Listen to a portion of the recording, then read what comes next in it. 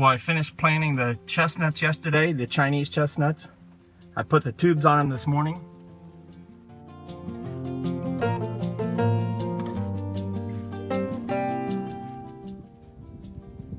going to replace this tree here. The other tree had blight. Kept sending up other stems, but clearly didn't have the resistance that we're going to need to become a mature tree. So we're replacing it with a 1-year tree that I'm transplanting from another spot that I had a nursery here in the orchard. And I've already pre-dug the hole here to some extent.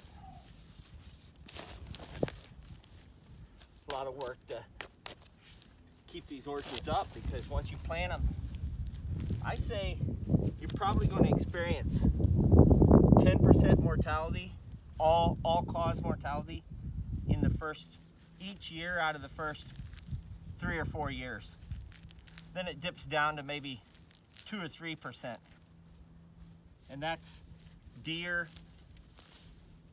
that's blight.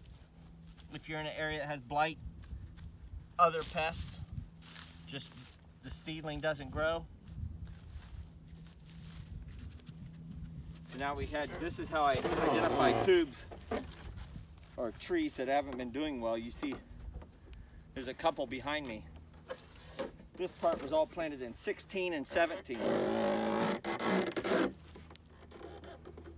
So I take the old tree and I burn them.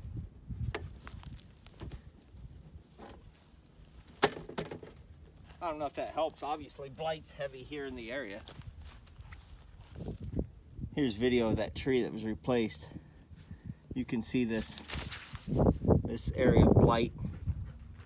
And then you can see healthy stem and all these healthy stems coming off the side, but everything above it was blighted. And that's what you'll see. If you see an area that's red, orange, split bark, and then all sorts of shoots coming off the side, that's the tree trying to survive. Because it doesn't kill the tree, it just kills it down to that point. And it keeps trying to grow, and it had, you know, good root structure, but, you know, that tree's never going to have the resistance that I would like. Here's another example. See the red? And then there's this little green stem coming off of it. You know, it's trying to survive, but you see the blight all the way up here. Fire blight, chestnut blight, whatever you want to call it. Cryphonectria parasitica, I believe is the name. I'll be putting a new tube on this tree. This one was rubbed by a deer. I just kind of cut off the top smooth. And these things are good at sending up other sprouts. As you've seen with the blight, they consistently send up other sprouts. So, you know, if it was an oak tree, it may hurt it long-term growth as far as its ultimate height, but chestnuts, they're good at this. They like multiple stems. Well, I've put my first tree in a cage.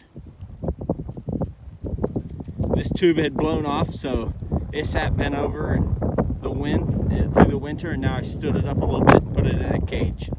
This is 2x4, I guess, welded wire cage. We'll see how long it lasts. We'll see how the tree does. Well, we're 5 years to the day that we put these chestnuts in the ground. And I just replaced 15 chestnuts out of the 350 due to blight. So we do have blight here. That's well known. It's all over Pennsylvania.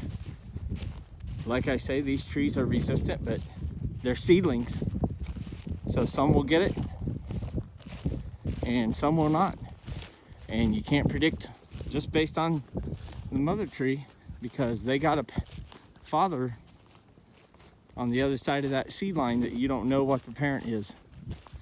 And if it expresses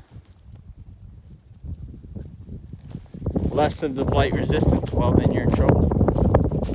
But I've thrown these all in a bucket, and we'll take them and we'll burn them.